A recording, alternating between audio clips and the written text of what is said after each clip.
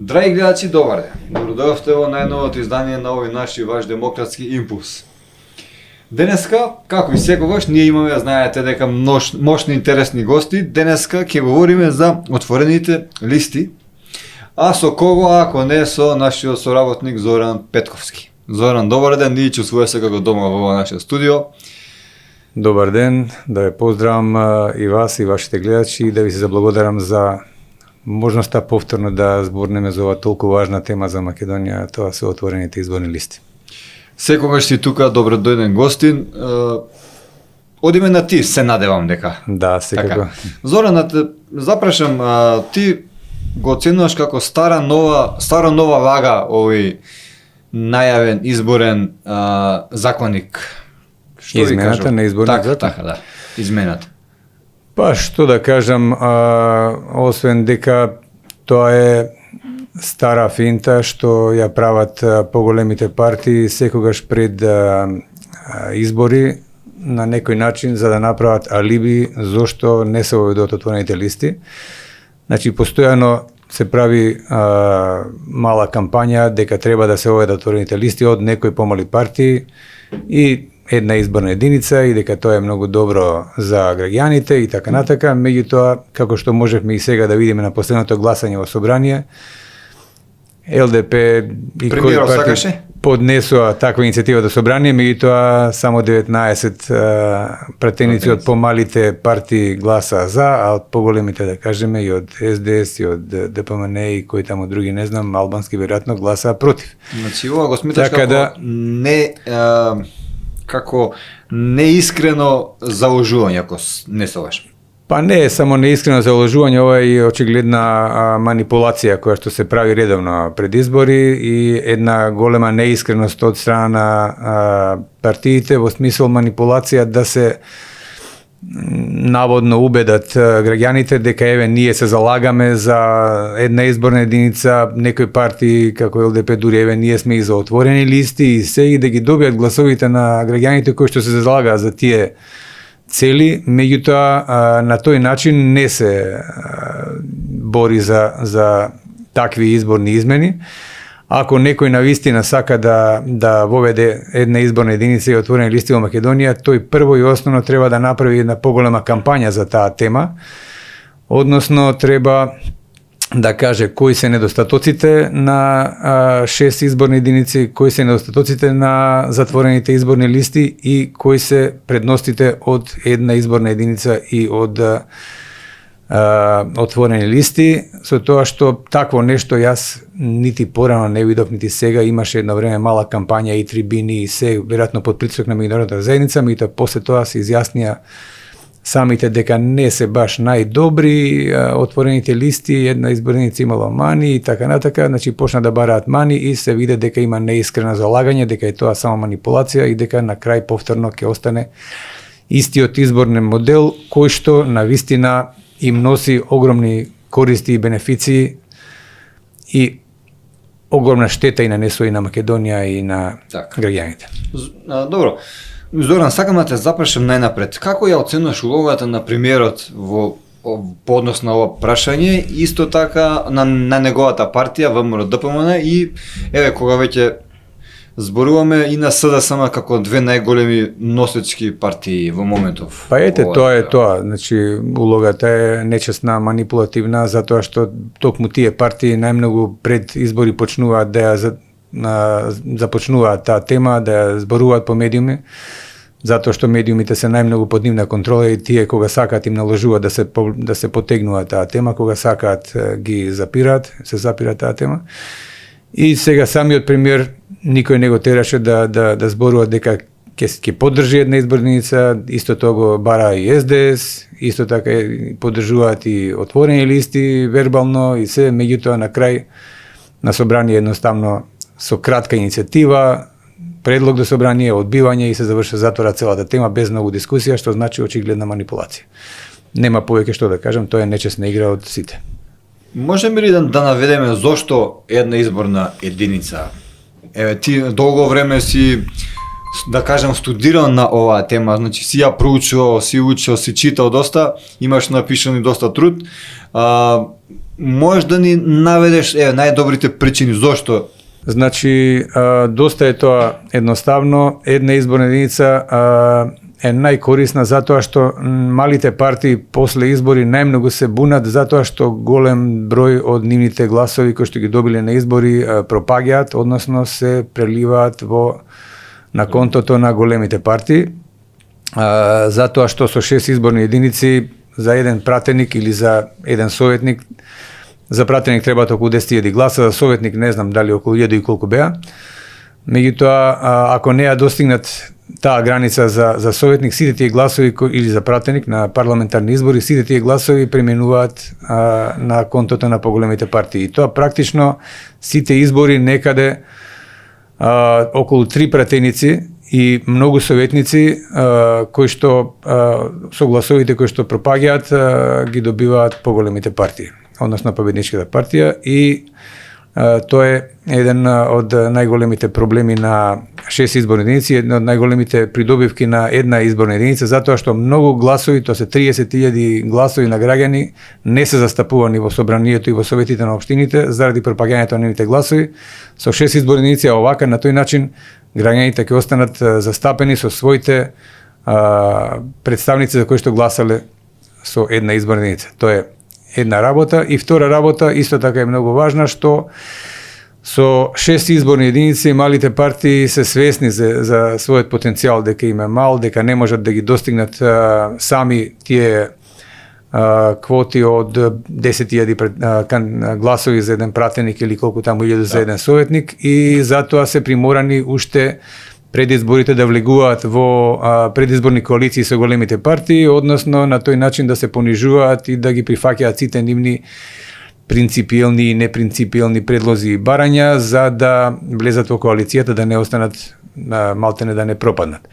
Додека со една изборна единица многу од малите партии, односно скоро сите, ќе се пробаат самите на избори да видат колку им е нивната вредност и тежина, и ќе може евентуално тие што ќе освојат и пратеници, и граначалници и советници, а тие што нема, тогаш може постизборно евентуално, точно знаејќи ја својата вредност и тежина во тој момент на тие избори, да отидат по некој од поголемите коалиции постизборно, а предизборно е многу незгодно, и затоа на овој начин се помага на малите партии, и со една изборна единица се зголемува демократијата, и навистина секоја партија може точно да ја измери својата тежина и да се каже колку е навистина голема, колку навистина гласови освоила, дали ДПМН, СДС или која, а малите партии навистина дали се човек партии или имаат тежина која колку вреди.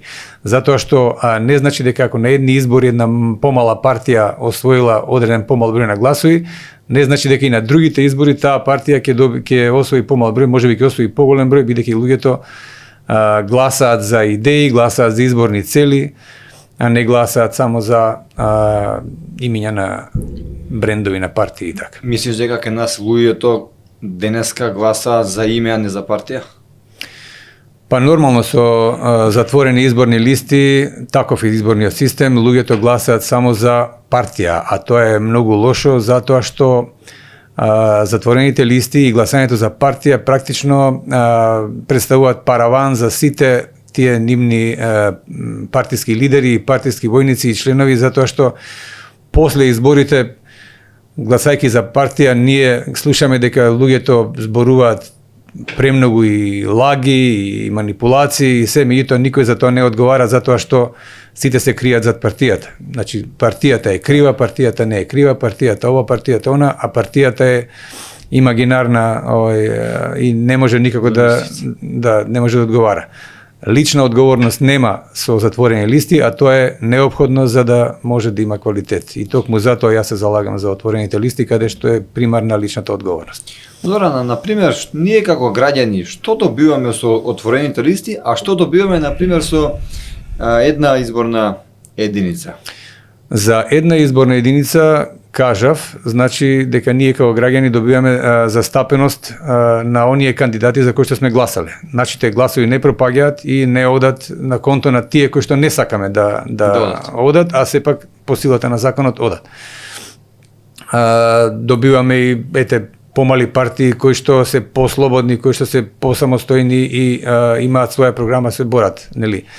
Не мора да зависат да ги молат поголемите партии да прифаќаат 300 нивни глупости за да останат на политичката сцена. И после тоа да мора да молчат во коалицијата, да ги слушаат како полтрончиња, значи да бидат само фигури, доека вака и на помалите партии ние граѓаните им даваме сила со една изборна единица да се борат за некои своји идеи, идеологии и изборни цели. Меѓутоа, можам да кажам дека со една изборна единица ние добиваме многу малку, значи ова сега што кажав, тоа е многу малку, а главните проблеми во државата остануваат исти. Значи не се решава ништо од корупцијата голема, од големиот криминал, од големата партизација, од големото иселување, од економското пропагање, од перењето на државни пари, и да не ги бројам сите, значи има еден куп огромни државни проблеми заради кои што ние како држава пропаѓаме и се распаѓаме и кои што со една изборна единица не може да се решат, кои што се решаваат само со промена на целиот систем, односно со замена на лошиот систем, коруптивниот систем на затворените изборни листи и со воведување на квалитетниот систем со отворени изборни листи, каде што се бараат само квалитетни луѓе и како стручњаци. Отворени листи?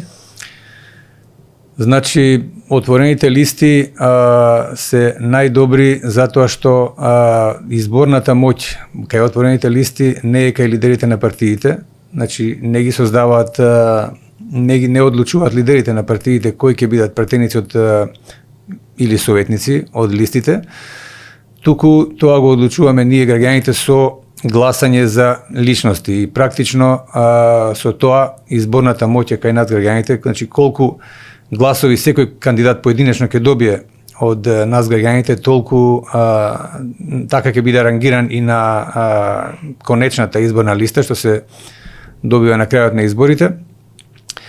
А тоа значи дека ако ние граѓаните одлучуваме кои кандидати ќе станат претеници, тоа значи дека и тие и се извинувам и советници на сега за локални избори, тоа значи дека тие кандидати понатака ќе бидат лојални и отчетни кон нас граѓаните. Односно, ние ќе бидеме практично главните луѓе во државата кои што одлучуваме, кои што имаме изборната моќ, кој ќе не представува нас во собрание во општините и на тој начин потоа тие нас и не прашуваат за се и не известуваат за се и нас ни даваат отчет на крајот на крајовите што сработиле и дали од нас бараат повторна доверба и гласање. Тоа значи дека отворените листи се практично нашата најголема сила и нашата најголема предност како граѓани. Ние на тој начин си ја враќаме, што се вика, си ја ослободуваме државата и си ја враќаме во наше владение од страна на лидерите кои што моментално ја имаат заробено и ја контролираат целата држава. Имаш надеж дека би се случило такво нешто? Ти знам дека се бориш, но дали чувствуваш ветер во грб, например? Дали јас сум сигурен дека тоа ќе се случи и во Македонија, како што веќе се случи во Европа и како што веќе се случува во регионот на Западен Балкан. Сега можам да кажам дека расположението кај граѓаните е се посилно, дека имам се поголема поддршка од граѓаните за воведување на отворените листи, меѓутоа се гледа исто така и една голема недоверба кон партиите, да кажам, и владеачките и опозицијските, затоа што луѓето се свесни, тоа го чувствуваат дека тие се влезени во политика за лични интереси, дека примарен им е личниот и партискиот интерес, а дека граѓанските и државните интереси им се, па дали воопшто им се битни или терцијарни, не се ни секундарни. и тие едноставно изразуваат голем сомнеж дека воопшто нема шанси ова гарнитура па и некоја следна да ги изгласа отворените листи во собрание. Меѓутоа, јас сум сигурен дека ние граѓаните ја имаме, битно е само да се развие свеста за отворените листи, за нивните предности, и мислам дека имаме силата дека со голем активизам, голема поддршка, дека ќе на избори ќе се добијат доволно гласови за да се овојат отворените листи. Сега, она што е најважно, тоа е што досега и немаше некоја голема политичка понуда за отворените листи, минатите избори можам да кажам дека јас за прв пат видов дека сериозно една партија се заложи за воведување на отворените листи. Тоа беа демократи, додека другите партии не ги ни спомнува. И мислам дека полека како ние ќе ги поддржуваме отворените листи, се повеќе да се збори за нив и во јавноста и на социјалните мрежи и во медиумите, дека самите партии ќе сватат дека ние граѓаните се повеќе ги бараме, дека тоа е во корис на државата и на граѓаните, дека практично отворените листи се една од примарните и стратешки државни цели, затоа што со отворените листи се сузбиваат најголемите проблеми во државата, односно и криминалот, и корупцијата, и зарабувањето на државата и сите други негативности кои што ги мачат луѓето, а кои што произлегуваат од заробените полтронски послушни пратеници кои што моментално ги имаме собрани. Значи сепак не било се така црно, еве ти си забележал партија, би рекол, нова партија на која се надевам дека ти влева надеж и дека во неја си препознал нешто искрено на овој наш политички систем, на наше политичко небо. Па можам да кажам дека демократи се првата партија која што сум почувствувал дека искрено, вистински се борат за отворените листи, дека на сите нивни настапи тоа го истакнуваат дека главна цел им се отворените листи. Додека другите партии, еве и ЛДП, па и СДС, па и ДПМН и другите кажуваат дека се за отворени листи, ама треба консензус, ама кој ќе почнат со тоа, ама значи дека тоа не е искрено, дека тоа е само манипулација и лага. Да беа навистина заинтересирани за воведување отворените листи, те има милион можности и во собрание, и надвор од собрание, и на медиумите при гостувањето тоа да го промовираат и да го декларираат, а исто така и да кажат кои се аргументите против затворените листи кои што се сега, и да се каже дека навистина затворените листи се една од главните причини зошто ни пропаѓа државата, зошто се развива и корупцијата, и криминалот, и сите најнегативни работи во државата. Зоран, кажи ми, изборно финансирање на политичките партии како до сега, по однос на гласови, колку гласови толку пари, или некој можеби друг модел имаш во твоите замисли? Види, Трајче, нема никаква причина партиите да ремидат еднакви во изборната трка како и... Многу пари се тука во прашање. Не е тоа воопшто битно колку пари се во прашање. Сакам да кажам, големите партии имаат многу пари. Значи, принципот е важен. Важно е дали распределувањето на финансиите треба да биде рамномерно или нерамномерно.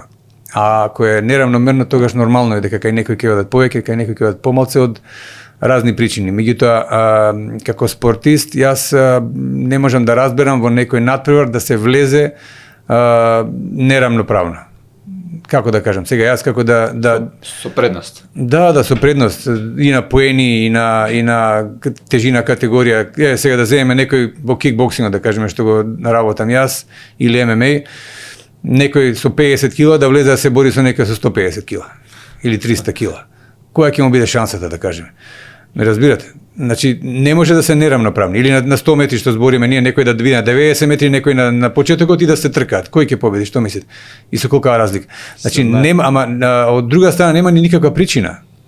Зошто би биле нерамноправни? Затоа што, еве, на претходните избори секоја партија добила одредена количина на гласови. Според таа количина на гласови, таа партија добила одредени финансиски средства по глас. И во ред. Тоа е завршено. многу изборни циклуси до сега помина, видовме дека партиите се повеќе и повеќе не ги исполнуваат своите изборни ветувања, своите изборни цели и така натаму. За нив добиле многу пари на избори, добиле многу гласови доверба и не ги исполниле изборните цели. Зошто на следните избори тие би добиле повторно привилегии и во финансии, и во медиумска застапеност, и во се, ако не ги исполниле изборните цели? Значи, тие треба да бидат и казнати за тоа, а не уште плюс наградени, затоа што претходните избори добиле одреден број на гласови.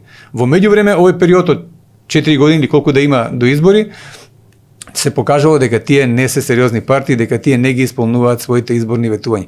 Значи, не само што треба да се равноправни партиите во изборниот старт, туку тие дури треба да бидат казнати и поназад, затоа што веќе направиле голем кекс, голема грешка, претходните изборни цели не ги исполнили. Значи, јас сум за тој изборен модел, начин на поддршка и финансирање, да сите партии на почетокот на изборите, на денот на изборите имаат, или во кампањата да кажеме, да имаат и исти финанси, да имаат исти медиумски простор за стапеност на реклами низ државата, и после да може да ги представа своите идеологии кои што може би се и нови, може би се и некои кои што народот сега почнал да ги барат. Може би има промена во барањата на граѓаните. Ние не оставаме ништо да се промени во државата со тоа што едни исти партии со исти лаги настапуваат во кампањата на изборите и мораме да гласаме за исти. Нели, во смисол, па тие се на телевизија, тие се на медиумите, тие покажуваат моќта. Тоа е еден вид на стокхолмски синдром, или што го има, тие не мачат, не измачуваат, не крадат, не лажат, меѓутоа овие другите повеќе краде и лаже од овие други, или овие барем ми се блиски, барем нешто даваат и така натака. Тоа се такви глупости што е страшна работа, од тоа патиме до овие години. Значи, јас се залагам за тој модел да бидат рамноправни условите за сите партии кои се пријавуваат во изборната трка, и понатаму, зависно од резултатот, нека бидат повторно финансирани според добиените гласови. Во тој контекст, дали, например, сметаш дека во Македонија, во партиите, поготово во поголемите партии, има доволно демократија и дали, можеби, одредени партии, дали чувствуваш дека се чувствуваат тие самите себе си, се представуваат како богови, дека никој, впрочем, ништо не им може. Дали со една изборна единица може да се промени се ова? Ние минатиот подкаст мислам дека зборувавме за ова работа, пак ќе повторам дека со затворените изборни листи практично се промовира автократија, односно целата изборна моќ се става во рацете на лидерите на партиите, односно во рацете на лидерот на победничката партија, кој што обично е премиер. Значи, нема што да се бара повеќе од демократија, што да се бара од владење на граѓаните, ако целата изборна и секоја друга моќ е во рацете на лидерот на партијата, и практично тоа е школски пример за автократија или вовед во диктатура. Господин Флеминатиот подкаст, таму велевте дека вие се залагате за оваа тема, заради тоа што сте го пронашле решението, како што верите според вас, за да не си селуваат младите. Тоа беше една од главните, ако не се лажам, ваши цели, заради таа работа. Сега, често пати верите дека се залагате нормално и за тоа, и сте тука за една изборна единица, за отворени листи, но на некого верите тоа не му одговара. На кого тоа не му одговара себо и зошто? Па е ова што го зборевме, значи дека тоа не им одговара на оние партии, на големите партии кои што добиваат незаслужено гласови од помалите партии на избори, и ако тие 3 до, не знам, 3-4 пратеници или колку советници им се скратат, и ако им се намалат предизборните коалиции, ако се види на вистината колку вредат, тогаш може и да се изгуби многу од популарноста и така натака, така да токму затоа тие партии и тие лидери на големи партии се залагаат да остане истиот изборен модел и да останат тие главните кои што решаваат што ќе се случува во државата, кој ќе стане пратеник, кој ќе стане советник, кој ќе стане функционер, а додека со отворените листи сето тоа го решаваме ние граѓаните со нашите гласови, тие губат изборната моќ и затоа се максимално против воведување на отворените листи. Меѓутоа морам да нагласам дека тоа е максимално непатриотски, тоа е максимално недржавнички став и тоа е максимално како да кажам, криминален став, затоа што на тој начин се работи директно против интересите на државата и против интересите на граѓаните. Тоа значи дека личните и партиските интереси на тие лидери, на тие големи партии се многу поважни од државните и граѓанските интереси, и тоа е став на, да кажам, предавници на државата, и токму затоа ние треба да се бориме за отворените листи, за да се бориме за граѓанските и државните интереси, а да се стават во втор план или во 10-ти план личните и партиските интереси на некои лидери и партии.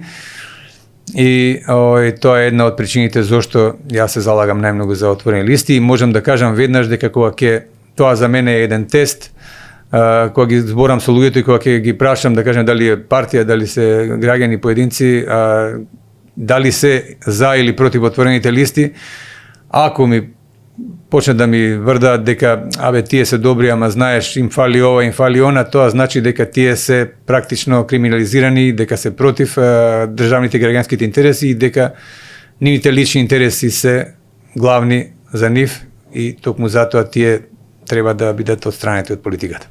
За разлика од една изборна единица, имам чувство и сум забележал неколку, општественици кои отворените листи ги критикуваат и велат дека имаат одредени слабости. Кои се според вас слабостите на отворените? Дали имаат воопшто слабости отворените листи според вас?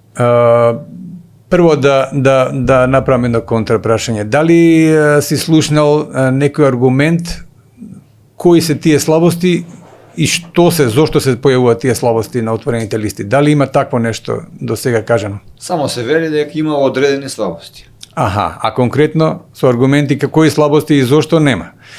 Јас ќе кажам веднаш дека тоа се само лаги, манипулации со граѓаните, и дека токму на тој начин тие што го зборат тоа покажуваат, ова сега пред малку што го реков, дека на нив им се многу поважни личните и партиските интереси, и на секој еден начин лажат и манипулираат за да ги убедат граѓаните дека не се добри отворените листи, дека се многу сложени, дека не е време, рано е, ние сме глупави, не можеме да ги разбереме, не знам, ќе се усложнат, ќе се одолжи броењето на гласовите, не знам какви се аргументи сум слушнал, меѓутоа ниеден од тие аргументи не држи, и можам да кажам дека отворените листи немаат ниту една мана.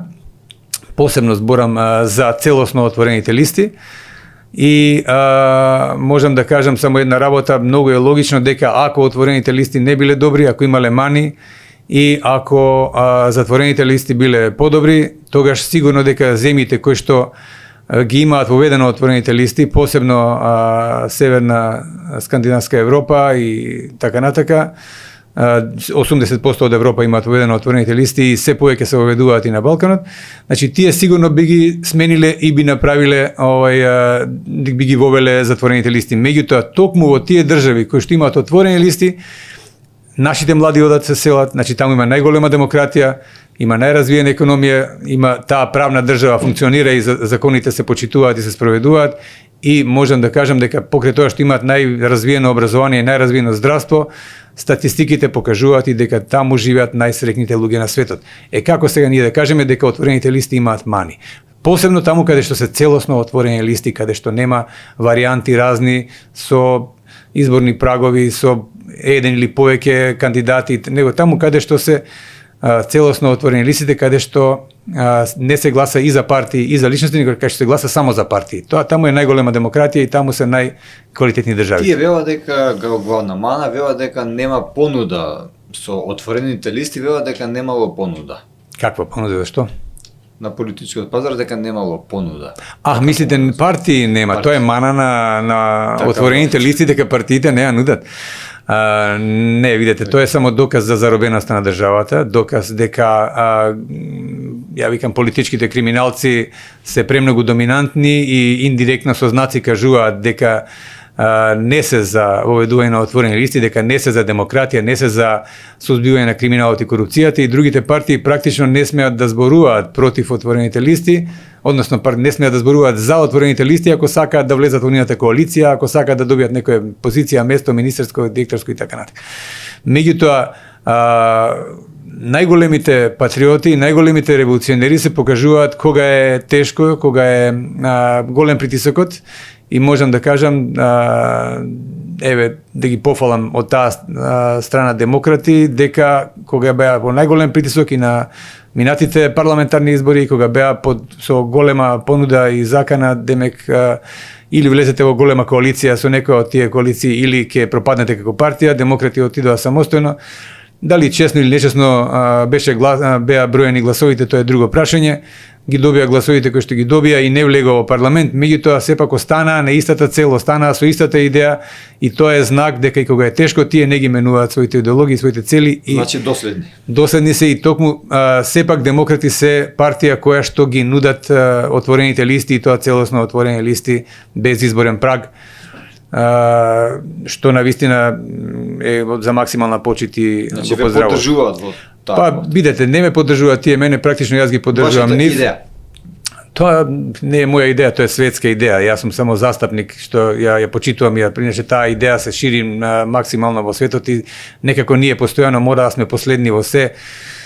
Добро, но не секој се залага, вие јавно излегувате и се залагате за ова идеја. Знаете како, на некој начин не е и ризично да се залагаш за ова идеја денеска во Македонија, затоа што не им одговара на најголемите партии, не им одговара на властите кои што владеат во Македонија со граѓаните со нас, нели, најголеми криминали и корупции не се фаќаат. Тие самите признаваат дека има најголем организиран криминал, најголема корупција во Македонија, која прави пак тие ја прават и никој ништо не им може.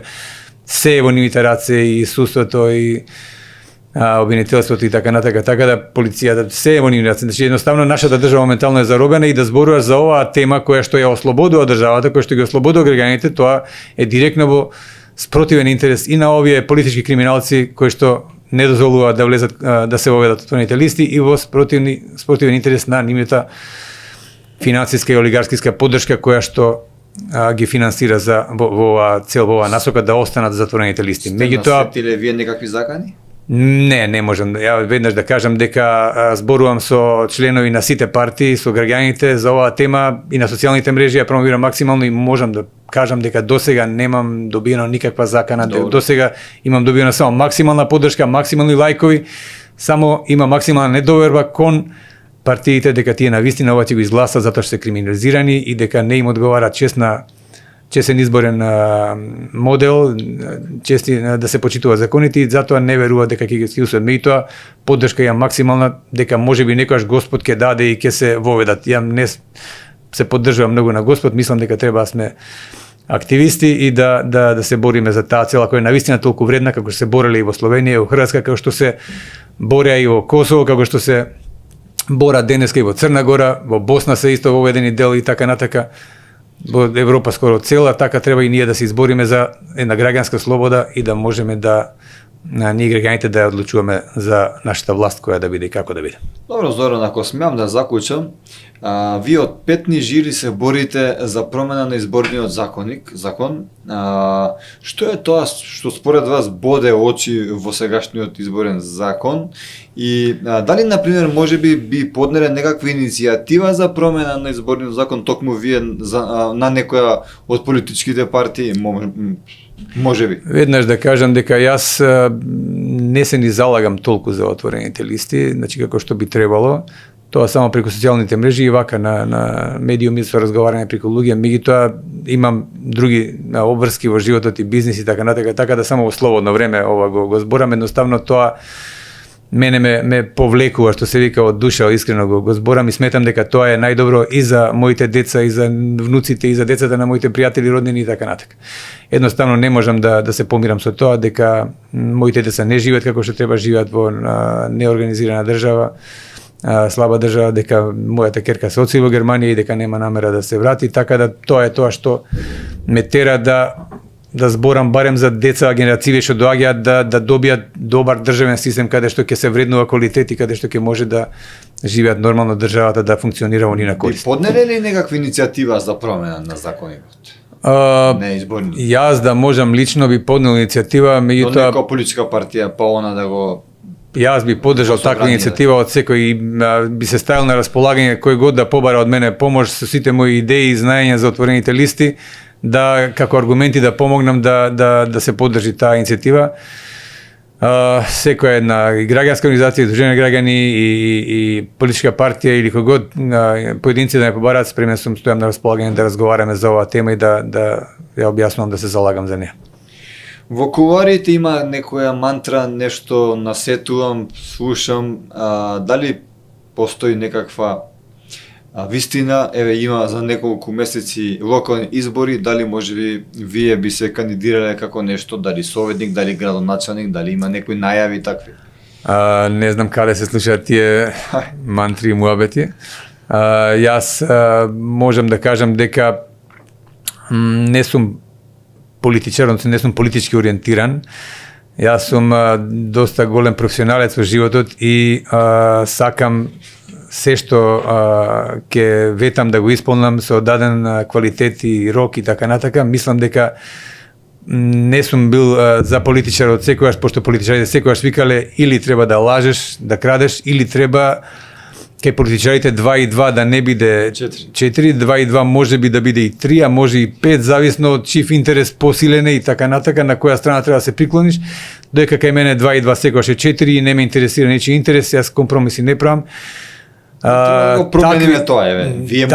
Такви луѓе како мене, ако се потребни, ако времето ги бара, јас стојам на располагање на било која партија да помогнам, да влезам во соработка со нив. Меѓутоа можам да кажам и друга работа, дека контакти веќе некој се имам, да кажеме, одредени луѓе заради дека мои квалитети ми предложиле нешто, меѓутоа ништо конкретно се уште нема.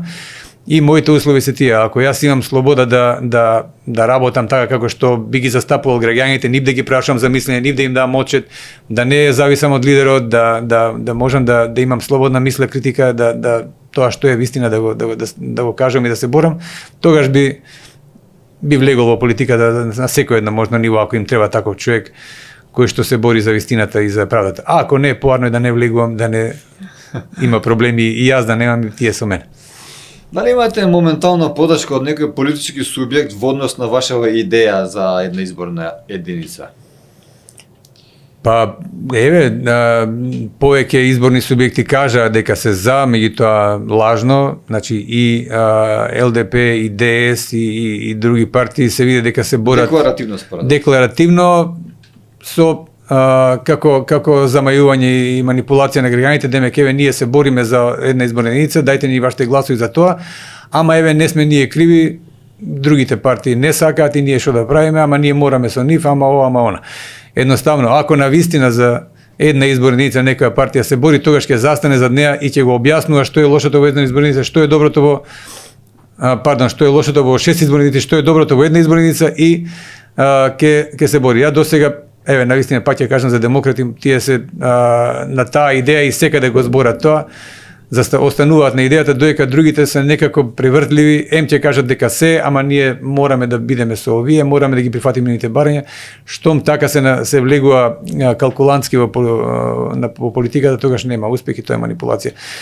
Затоа, за една изборница јас не гледам друга сериозна партија, освен демократи, да навистина се залага и за отворените листи да ги воведе.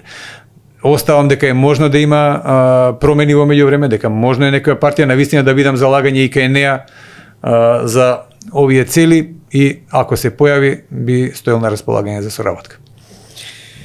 Еве имам две прашања од гледачите, би сакал да се одважам да ви ги прочитам, па да повели.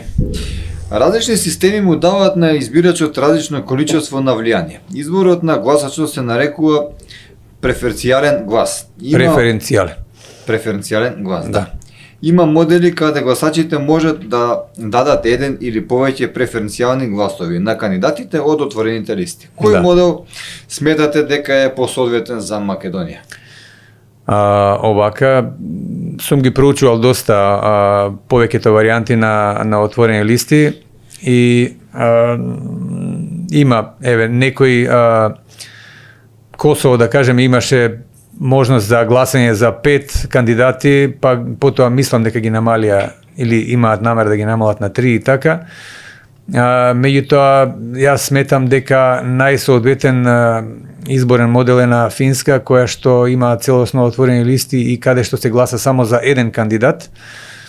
И мислам дека е тоа најсоодветен модел, да се гласа само за еден кандидат, зашто гласање за повеќе кандидати постои тука пак можност за манипулација, да се гласа само за председател на партијата и плюс уште еден двајца, да се гласа за некој по препорака и само еден за тебе и така натака. Имало веќе лошо искуство, веројатно затоа и во Косово се осетиле тие негативни работи, и затоа јас не би комплицирал работите, едноставно наједноставниот и најдобар модел е само еден човек од листата да биде гласан и кој што ќе добие најмногу гласови, тој да биде прв, па втор и така натака, спрема тоа да се реди, да се знае кој е најпопуларен кај луѓето кои најмногу го сакаат. Добро, Зорана, мислиш ли дека, например, нашите земји што не опкружуваат поготово, дојде секаде скоро па трета сила, трета политичка партија, тоа значи не е како во Македонија, што викаат Курто и Мурто, сада сам ВМРО, него знаеме дека нашите соседи веќе ги води и трета партија, што значи се променја тие првите две партии. За кои соседи збориме, за Бугарија, за Грција? За Бугарија, Грција, да. Добро. Да. Дали, например, кај нас може да се случи нешто такво со една изборна единица? Дали тоа може да помогне? Па, видете, пак ќе кажам, една изборна единица не е пресудна. Една изборна единица е секундарно или терцијарно прашање. Примарно прашање се отворени листи. Значи, ако се воведат отворени листи, тогаш може да се појави и трета партија, и четврта, и пета, која што ќе биде силна на македонската политичка сцена. Ако останат затворените листи, тогаш останува заробената држава, заробените институции, партиска администрација, медиуми и така натака, и тогаш трета партија едноставно нема шанса, затоа што двете најголеми партии фиктивно се борат помеѓу себе, а фактички заедно се борат против сите останати партии и не дозволуваат ни една партија да им се приближи на тие две. Така да они си рачунаат на тоа дека граѓаните сигурно ќе гласаат или за една или за друга, и тоа секогаш гласаат против. Има време 4 години, покажаат 300 глупости, лаги, измами, дај сега ќе видиме, ќе им дајме шанса на другите. Пак другата голема, пошто се големи организации, имаат на терен структура и така натака. Тие после уште повеќе крадат, ај ќе се вратиме на овие. Значи нема шанса помала партија друга, затоа што со една изборна единица се партизираат, се заробуваат целата држава, на сите места, на поважни места во државната администрација се поставени нивни партиски војници и не е возможно ниту да се одржат регуларни избори, ниту да се одржи да помине некоја иницијатива, ниту во администрација, ниту во телата на државата, ниту во институциите, ниту во судовите, обвинителствата и така натака. Значи целата администрација е тотално моментално партизирана, тоа е вистината, тоа е реалноста. Само или од едни или од други, тие малтене и заедно си се договараат што ќе прават. Ај ние сега ќе дојдеме на власт, вие немој да не судите, после вие кога ќе дојдете ние ќе ве заштитиме и така натака, само да си перат пари и да ја уништуваат државата, и тоа е таков рак зафатен во државата што мора едноставно лекот е само отворени листи, мора да се направи тој хируршки рез, да се воведат за да се со преку ноги да се решат сите најголеми проблеми и да се стави државата на прав колосек. Без отворените листи државата само ќе пропаѓа и дали ќе имаме за кратко време. Подносно ова прашање како едно мало надополнување, кој е вашето мислење за политичката партија Левица? Дали она сега во моментов се бори за втора сила, ако не се лажам, со СДСМ? Или некои па велат дека и се втора сила? Искрено, не сум размислувал многу за Левица. По мене беа доста актуелни едно минато време, кога јас самиот стапи во контакт со некои луѓе од нив и ме интересираше каков е нивниот став за отворените листи. Со самото тоа што ставот таму беше дека не е време, дека се сложени, дека не се баш добри, без никаков аргумент, мене ми покажат дека тие луѓе не се залагаат за граѓански и државни интереси, дека примарен им е личниот и партискиот интерес и личниот рейтинг, гласовите и личните финанси и така натака. Така што мислам дека Левица може да биде една добра опозиција, да ги фаќа криминалите и лагите и манипулациите и на ДПМН и на СДС. Значи, јас би рекол, крадецот многу добро ги чувствува крадците и лажгото многу добро ги чувствува лагите на другите. Меѓутоа, кога ќе каже некој дека не е за отворени листи, тогаш кажува дека не е за чесен изборен систем, дека не е за демократија, дека не е за државата да ја владеат граѓаните, тие да ја контролираат, дека не е пратениците да бидат одговорни очети пред граѓаните, дека е за полтронско однесување на пратениците према лидерот на партијата и автоматски тоа го губам интересот за таа партија. Така да мислам дека левица го имаше својот пик и дека сега понатаму само ќе паѓа надолу, затоа што луѓето веќе сватија дека потенцијалот не е како што се кажуваше. А уште од озгора кога ќе се види дека нивната идеологија, нивните крајни цели се за нивната идеологија, што мислите, дали мислите дека можеби застранале од патот во Албанија беа да се поконат таму? Не да застранале, него они сакаат да напад, тоа е една голема манипулација, тоа е пропаднат систем, да кажеме социјализмот и комунизмот.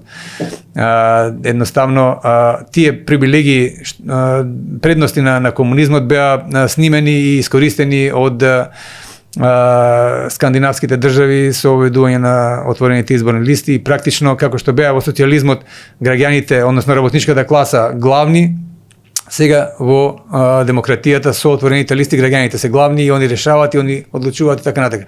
Тоа е истиот систем, само малку модифициран и унапреден што го прават скандинавците. Додека ако сега одиме пак на тоа да ги делиме луѓето дека се работничка класа и газди и така натака, беше кој е работничка класа? Јас сум собственик на фирма и јас сум поголем работник од моите работници. Кој е работник? Кој е газда? Значи веќе нема работник. Значи веќе нема олигарси. Тоа е веќе поминато. Значи има работници и неработници. Значи и самите бизнисмени, она што кажуваат олигарси се луѓето кои што ја купуваат мокта во политиката со своите пари, а бизнисмени се луѓе кои што заработуваат пари со своите бизниси, со својот квалитет. Видете, има сепак бизнисмени, са не би рекол дека Камчев или дека Трифун Косовски работат заедно со нивните работници. Мислам, имаме ние големи газди. Видете, не знаете вие како е и со големи пари. Не може тоа 24 сата да се работи. Не е лесно со големи пари да ги изголемувате постојано и да ги контролирате толкава маса на луѓе и така натака.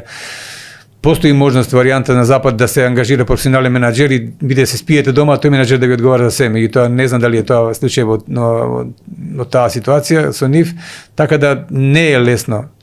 Од една страна да се водат толкави фирми, толкави луѓе, а од друга страна да се работи со криминализирани политичари кои што можеби зависат од твоите финансии, кои што ти мораш после да переш пари, со нив заедно преш криминали за да добиеш пари, да влегуваш во 300 работи и да подкупуваш суди обвинители да не те обвинуваат. Мислам, тоа е такво кршење на закон мегаломанско да човек не знае што да каже. Мислам, ја пак кажувам, сите тие бизнисмени кога ќе бидат отворени листи, кога ќе биде правна државата, тие сите ќе си работат по закон и тогаш ќе се види кој е навистина големиот бизнисмен и кој со својот квалитет на работа ќе заслужи да ги продава своите услуги и производи кај граѓаните. Се расчисти криминалот според вас кога ќе има? Тотално се расчистува и криминалот и корупцијата и све. Нема шанса, едноставно мора да се почитува законот и најголемата предност на отворените листи што преска заборив да ја кажам, тоа се две најголеми предности. Тоа е прво што има што не се дозволуваат изборни измами, а мене ми е многу криво што и многу политичари до денеска ми го кажуваат тоа дека не е можно да нема измами со отворени листи со овие вакви криминални политичари. Јас гарантирам дека со натрепартиската конкуренција дека се елиминираат сите можности на сите можни видови на изборни измами. И X други придобивки кои што ги има од тие листи. Главна фактички изборна придобивка би било тоа да нема изборен криминал, да нема. Втората, значи, придобивка е тоа што пратениците тогаш видите пак е повторна работа. Пратениците се главните луѓе во државата. Да. Не се главни владата, премиерот, министрите, директорите. Значи пратениците се главните луѓе од државата, тие нас ако со отворени листи. Ако ние ги бираме, тогаш тие нас ни даваат очет, тие мора да ги почитуваат законите и што е главно со отворени листи пратениците ја контролираат работата на владата. Внимавајте, пратениците ја гласаат владата. Пратениците ги гласаат министрите и така натака. И ако некој од нив направи грешка, медиумите, граѓаните откријат и го пријават тоа под опрен глас дека тој го прекрши законот, тој веднаш или си дава оставка или лежи во затвор, луѓе. Значи мора да се почитува законот. Не сме да ова денеска вакви манипулации, вакви глупости со 300. Значи да не сме да се пријави, па ако се пријави после тоа процес огромен, па после тоа се малте не државата му плаќа оштета што било притвор и така натака на некој, да не зборам се имиња. Значи, луда работа е ова што се случува сега со овој затворени листи, тотално ненормално. Доека со отворените листи мора да се почитува законот, владата е контролирана од пратениците и малку ако мрдне надвор министерот, тука веќе директно тој одговара лично. Ако од него после, ако тој мора да работи по законите, ако него му мрдне малце директорот на јавното предпријатие и надоле раководителите, сите одговарат. Значи затоа со овој систем на отворени листи мора да се почитуваат законите и затоа се почитуваат законите во земите Скандинавија, Европа кај што се отворени листи, а кај што се затворени листи, земете не знам, и Унгарија, и Србија, и Македонија, и таа линија. Значи секаде има автократија, секаде има лидери кои што за све одговарат, за све решаваат, дали Вучич, дали Орбан, дали Мицкоски, дали кој бил, или и Путин дури во Русија, и не може да се мрдне. Значи тој е секогаш право, законот не важи за него, сите други ако се бунат против него, ако против него лошо зборат, директно во затвор. Тоа е автократија и диктатура по сега дефиниција. политичарите не одговараат само заради тоа што нема отворени листи? Да. Едноставно кажано. Или се можеме да компли затоа што е заробено судството, обвинителството, полицијата, едноставно да се отворени листи, сите тие се департизираат, се решава за месец дена, нема да ја познаеме Македонија со воведение на отворените листи. За еден месец ќе кажеме дека едноставно како можеш едно Косово толку криминализирано, толку заостанато, толку се со воведението на отворените листи сега Косово да биде за нас правна држава, Косово да биде за нас економија, Косово да биде за нас перспектива. Еве Албанија сега има иницијатива за воведување на отворените листи. Босна има веќе воведено отворените листи, некоја варијанта, Црна Гора исто голема иницијатива во собрание.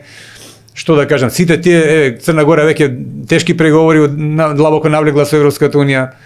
Албанија напредува, сега ќе почне и така натака. Што да кажам? Зоран, дали чувствувате некаков значи некаква тежина во вас кога гледате дека еве на пример Бугарија, ние пред 25 години за Бугарија бевме како може Америка, Бугарија така? да се освестат на толкав криминал дека се отворените листи спасот и да ги воведат, а ние да не може да се свестиме да спомнавте Косово, спомнавте Србија, ние бевме пред сите нив. Наеднаш. Значи затворените листи се криминален, коруптивен систем кој што само ја влече надоле државата, само ја распаѓа, само ја уништува. Кажете ми која држава е успешна, која држава не е презадолжена и не пропаѓа, која што има затворени листи. Затоа и ги тргаат, затоа и ги воведуваат и затоа со отворени листи почнуваат да напредуваат, да се нормализираат, да стануваат правни држави, да се почитуваат закони, да се нормализираат државите. Со затворените листи само лидерите, претседателите на владата, премиерите и нивните клиентелисти околу напредуваат, се богатат, страшно купуваат авиони, коли, станови, чуда, додека целиот народ пропаѓа. Згради прават во Дубај. Што не прават, а едноставно целата држава пропаѓа, се задолжува, граѓаните осиромашуваат и нив баш им гали ги убедува дека се втора, трета, пета во Европа, во свет, по економија, дека се зила, дека се све. Иста шема видено е во Унгарија со Орбан, иста шема правеше Вучич, еве се иста шема ни прави, како да имат исти ментор позади кој што ги учи како да има. Како дека иста па куќа. Исто е затоа што на ист начин дури со исти унгарски, не знам чиви медиуми се пере мозокот на луѓето и во Македонија овде. Кој се газди на медиумите? Од која држава и така натаму. Значи иста е таа школа. И што да кажам? Ајде ќе гледаме сега турски серии и ќе си кажуваме приказни и ќе гледаме спорт. Да не збориме за политика. Значи оваа тема е главна и основна. Затоа викам најголеми патриоти и државници се оние кои што се борат за отворени листи, дури еве се сметам ја еден од натре имам некој порив, дека најголеми државни непријатели се оние кои што не ги поддржуваат, а се сега моментално во опозиција во собрание да ги поддржат. Значи имаме моментално окупирано собрание, окупирана држава со голем број политички криминалци, нека ми се наутат, нека ме обвинуваат, за мене е тоа вистината, тоа од душа го кажувам. Добро, и сегашните наши политичари велат дека одговарат пред народот, ама не сме виделе дека нешто такво се случило. Дали знаеш, еве треќе кажи ми во последно време, која партија е обвинета за некој веле предавство и така натака. Едно време ја обвинеа ВМРО, па уште и оштети. Па со уста така да, ама кој политичар на дело не се. На дел, не тоа, кој е осуден политичар, еве, од лидериве, од министриве, сите ги ослободуваат. Имаше во времето на СДСМ некој падна Гордана Јанкуловски, Милеј. Тоа све толку се тоа заврши. Тоа се све жртвени јагни. Чавков, добро, ако можем да го. Ништо од тоа нема. Политичарна пак е некаква фигура. Значи, на толкаво пропагање на државата, и финансиски, и стандарди, и економски, во сите, еве, ни се распаѓа секој сектор, да не збориме сега образование, здравство и така натака. Све се распаѓа државата, веќе сме дошле, замислете, се поземуваме не една, него 7 милиарди И се уште и да бидеме срекни што успеале тие да најдат 7 други нема да не ги дадат, затоа што нема кој да ги рани она огромна администрација, се извинувам, плата да им дава и така натака. Добро, Зоран. Пензија, Кажете да не зборам.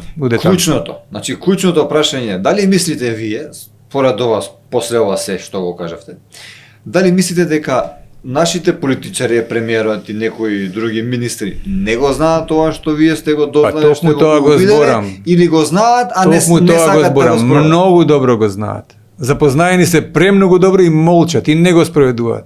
И уште кажуваат, па дајме и ние ги поддржуваме отворените листи и се прават да не се спроведат, да не се оведат.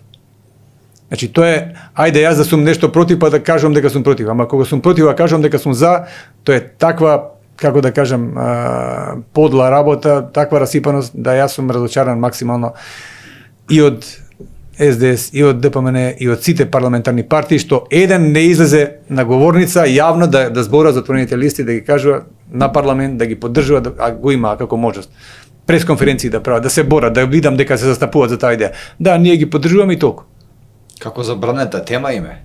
Како ерес. Токму така, затоа што немаат аргументи против, затоа што знаат дека со таа тема се спасува државата, ама тие пропаѓаат како политичари лично. Затоа е забранета темата. Затоа не сме се зборува и затоа со кејп се зборувам. Ете, кога не е дозволено, па као зинат ќе зборам за тоа. А затоа што е добро за сите, и за луѓето и за државата. Забранетото јаболко е најсладко. Ете, јас не се плашам, доволно сум луд или да сум храбар, како го да кажеме. И зборувам за таа тема, затоа што искрено од срце мислам дека е тоа спасот за Македонија. А сакам да се појави човек, било на социјални мрежи, на медиуми, како год сака, да ме оповргне, како се кажа, да ме демантира. Ти бараш опонент, ама до сега немаш во однос на ова тема. Јас сум подготвен, да ме викнат мене да дискутираме на оваа тема. Колку што можам, не сум стручњак, некој политичар, политиколог и така натака, аналитичар, многу постручни има од мене, ама сум подготвен да колку што можам, колку што знам да ја бранам оваа тема. Уште едно прашање од нашите гледачи, а тоа вели вака: безмалку целиот европски континент ги користат отворените листи како изборен модел, но различни се методите за нерешениот исход меѓу кандидатите. Например, во Финска тоа се решава со фрлање на паричка, додека во Бразил повозрастниот кандидат го добива мандатот. Како би ја решиле оваа појава во нашиот изборен закон? Значи, теоретски постои една многу мала можност на избори двајца кандидати од кандидатската листа да добијат избори на гласови. Така, тоа е многу мала веројатност, ама еве теоретски да речеме дека ќе се направи. И Трајче и јас добивме по 200 гласа на кандидатската листа и сега кој да биде прво, кој да биде второ место, или кој да биде четврто, кој да биде пето. Не е важно, еве теоретски може да се случи двајца кандидати да имаат ист број на гласови. Знаете што е проблемот? Воопшто не е битно, јас да кажеме, ќе бидам джентлмен и ќе кажам, еве Трајче, ти го отстапувам моето место, биди ти пратеник на место мене. Затоа што пратеник не е, или советник во општина, тоа не е привилегија, тоа не е професија, тоа не е добивка. Едноставно тоа е огромна обврска која што човекот треба да си ја превземе за да им служи на граѓаните. Обврска ми привилегија со што привилегија? Однос на тие што е назначиле, верувале во вашите способности. Тоа е довербаме и тебе те назначили и мене. Исто сме назначени, така? Да. Сега кој да биде? Може слободно да се врти паричка, може слободно по стариот или не знам како да биде, може не е воопшто битно, може и джентлменски се договориме. Ја имам некој приватен бизнис, ти немаш, поарно биди ти. Кога веќе иста доверба имаме. Значи тоа воопшто не е битно, затоа што јас не гледам интерес во оваа работа. Со отворените листи кандидатите за пратеници и советници не гледаат личен интерес. Тие се пристапени да им служат на граѓаните на државата на повик од некоја партија, на замолница, дали сакате вие да ни помогнете со вашите знаења, искуства и способности. Значи јас не гледам да се гребам кај тој претседател и да му го лижам газот или да не знам што да правам, се извинувам вака. Не е проблем, овој подкаст можеш. Да, за да ме стави мене што е можно повисоко и да добијам некои привилегии. Па се гордам, знаеш, јас сум пратеник. Јас сум пратеник на државата, а што направи? Државата пропаѓа, се распаѓа. Јас гордо кажам дека сум пратеник, па уште ги зимам не знам какви паушали, патни трошки, чуда, се утепа од пари зимање, куќи станови купувам. А државата пропаѓа. Ама битно, јас сум пратеник, јас сум директор на јавно предпријатие, јас имам кариера. Тоа се такви идиотски работи. За тоа денес. Ама како може да се борам јас во лош систем, да се борам за позиција. лош. Значи, ако е лош системот, ако системот е, значи сите луѓе од најмал до најголем кажуваат системот е лош. Нечиј системот ја распадна државата, дај да го менуваме системот. Но кој Јас ќе го викам, промени? системот е со затворените листи тој што е лош. Затворените листи го прават системот лош. Добар систем е системот со отворените листи. И затоа, ако се бориме за добар систем, дајте да воведеме систем со отворени листи целосно, кој што се за граѓански пратеници, кој што се за почитување на законите во државата. И тогаш да се гордееме што сме служеле 4 години, сум го оставил мојот бизнис, сум го оставил нешто друго што работам или на некој си државна функција, зборам за као професор, како за некоја друга позиција и сум станал граѓански советник или пратеник за да служам на граѓаните сите своји способности на моја штета, на штета на моето семејство, на моето слободно време и уживање, да ги дадам 4 години на моите граѓани и државата и за тоа да бидам почитуван. Дури ако премногу бараат и да дадам уште 4, премногу би биле трет мандат. Ама тоа да биде само на барање на граѓаните. Јас лично би ми било мене покомотно, ако сакам да заработувам пари, ако сакам да шетам, да уживам, да си бидам сам, да не бидам во таква должност. Затоа што на запад, таму кај се отворени листи, кажуваат, во литературата кажуваат, овие што се пратеници и така, вика, од сабајле до вечер, 24 сати сме на социјални мрежи, по состаноци со граѓани, ги разматраме законите, им ги објаснуваме, бараме ни мислења од стручњаци, ги презентираме, бараме гласови, дали да гласаме за некој, значи постојано се во комуникација, постојано им слушат на граѓаните. Овака да немаш комуникација со граѓаните и само со лидерот што ќе ти каже тоа да гласаш, тоа е таква мизерија. Тоа е такво, како да кажам, и нормално е дека луѓето бегаат од тој систем и од таа држава. Како може сите едногласно сме за, сме против и без дискусија. Затоа што лидерот ни кажа и гласај ова не го гласи. Во негов интерес. А ја ќе си добиеме тоа нешто плюс, нели? Дава и он, не само да зима. Мислам, тоа е таква катастрофа која што е моментално државата, а тоа е системот со затворени листи. Мораме да се согласиме дека еден човек не може да го промени системот. Мислам, заре мислиш дека, например, декларативно, не знам, што само премиерот може да го промени, заре мислиш овој систем наш? Да, моментално. Колку е тоа смешно и жал. Не треба ништо повеќе. Премиерот ги има под контрола мнозинството на пратеници. И само да им даде налог сите гласаме за отворени листи, како попчиња сите, пошто им му се во рака, сите се врзани со разни линии. Значи сега нема налог, мислиш дека? Нема налог, па лидерот, па автократија, не тоа го збориме. Значи моментално во Македонија влада еден човек. И сите мора да го слушаат него.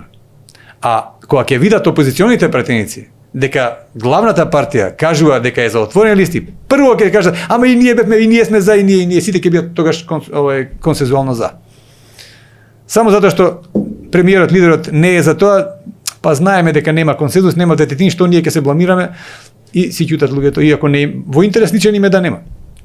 Значи мислиш од сите тие луѓе што се пратеници никој фактички нема собствен став, него таму се како попагали. Како кандидати се, тоа е на коренот на најголемата корупција, на големата корупција и големиот криминал во Македонија. Криминален и коруптивен е изборниот систем затворен листи затоа што во самата кандидатура тој коруптивно ги поставува на кандидатската листа, на добитни места. Ако сакаш да бидеш на добитно место, ќе ми направиш тоа и тоа, ќе се ставиш на располагање, ќе се ставиш во служба, моја лична, ако не, нема да бидеш. Значи корупција и врбување пар екселанс со овој изборен закон. И после тоа гледајте што се случува во собрание.